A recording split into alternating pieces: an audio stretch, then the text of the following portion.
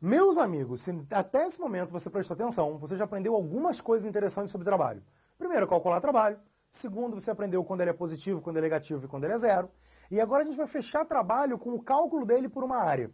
Um dos gráficos mais importantes, na verdade, o gráfico mais importante da termodinâmica dessa matéria é o gráfico de pressão por volume.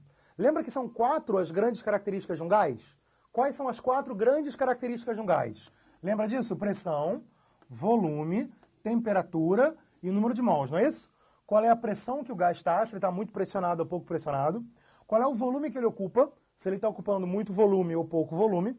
Lembrando que se você tirar a tampa, o gás vai embora, né? Você tem que controlar o volume dele. Temperatura, que é o nível de agitação das moléculas. Temperatura alta, a molécula se agita muito. Temperatura baixa, a molécula está se agitando pouco. E a quantidade de gás, o número de mols. O número de mols mede a quantidade do gás. Tem muito gás, muitos mols, ou muitos moles, né? Pouco gás, poucos mols ou poucos moles. Então, dessas 4 grandezas, 2 delas formam o gráfico mais importante da termodinâmica, que é o gráfico que a gente chama de PV, ou gráfico de pressão por volume. Qual é a relação entre a variação de pressão e a variação de volume? Se você lembra da equação, e se você não lembra, a equação está escrita ali, o trabalho é a pressão vezes a variação do volume. Caramba! Pressão vezes a variação do volume. As 2 grandezas do gráfico, pressão e volume, estão na equação. Não só as 2 grandezas estão na equação, como as 2 grandezas são os 2 eixos do gráfico. O que acontece? Você já viu isso na física alguma vez na vida? Eu tenho certeza que se você já estudou um pouquinho, você já viu isso na física alguma vez na vida. O que acontece quando numa equação eu estou multiplicando 2 grandezas e cada grandeza é um eixo do gráfico? Vou falar de novo. Alguns já disseram a resposta. Alguns já gritaram aí, assustaram alguém na tua casa. Grita aí, assusta alguém em casa. O que acontece quando eu tenho uma equação que é a multiplicação de 2 grandezas, e essa multiplicação das 2 grandezas, cada grandeza é um eixo do gráfico? Grita, o que acontece? É a área, não é isso aí? É a área, grita aí, é a área do gráfico. Eu tenho certeza que essa não é a primeira vez que você vê isso na vida. Olha para cá, presta bastante atenção nisso.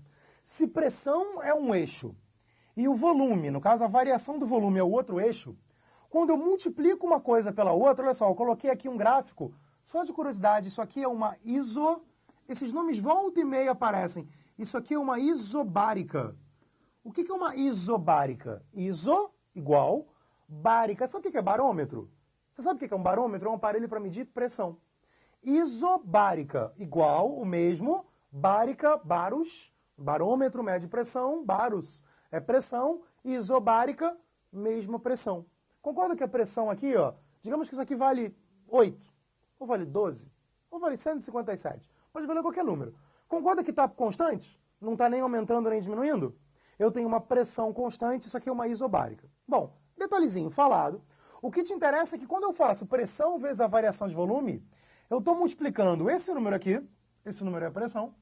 Digamos que o estado inicial A, está nesse volume aqui, VA, e eu tenho um estado final do gás, que é o estado B, e no estado B o volume é esse aqui, ó, VB. Concorda comigo que ao multiplicar a pressão vezes a variação de volume, eu estou multiplicando pressão é a altura. E quando eu multiplico por quanto o volume variou, o quanto o volume variou é isso aqui? Concorda comigo que essa é a variação de volume? Gente, eu estou multiplicando a altura do troço pela base.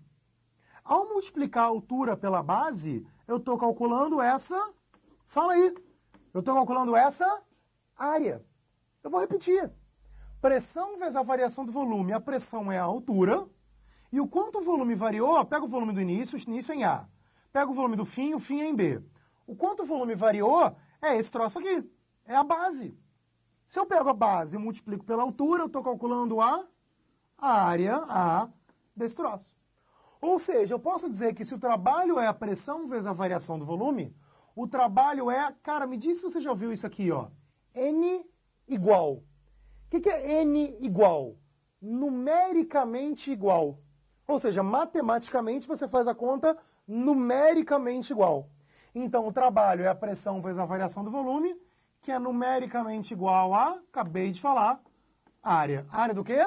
Entre parênteses aqui, área do gráfico P vezes V. Super importante. Eu vou usar isso muitas vezes para fazer muitos exercícios.